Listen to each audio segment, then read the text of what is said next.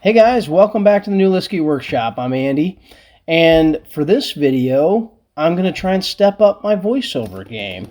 I was told that, I need to smile a little more, and I need some attitude in the voiceover. Nobody wanted to sleep. So I'm going to try and do this one while the kids are still awake. Hiding in the basement with quiet voice isn't an option for these videos, says the boss.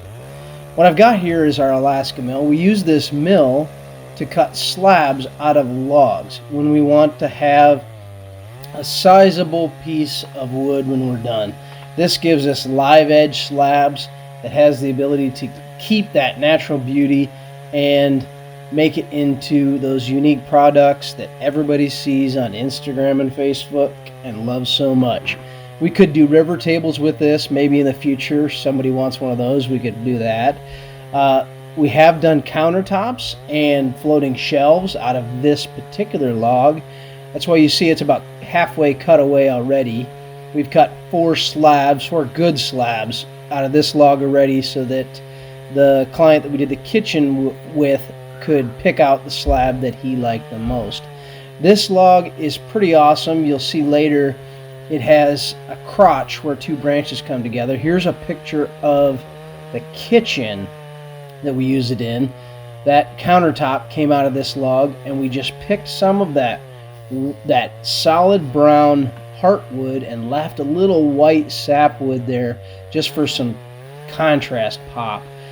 That finish is Rubio Monocoat. It's an awesome oil-based finish that cures hard and looks natural.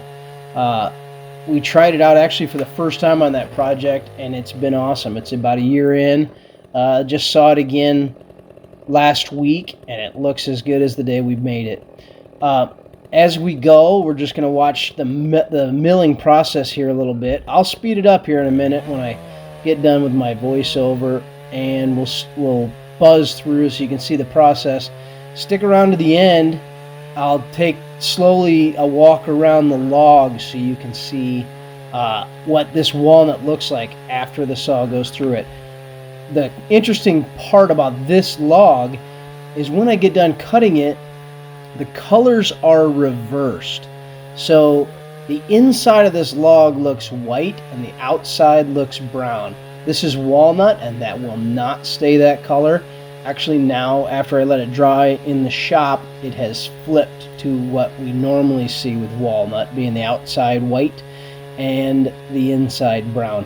But it's pretty wild what we see when we flip this thing over, and I'll run the video right up to that, and we can see what I'm talking about at the end.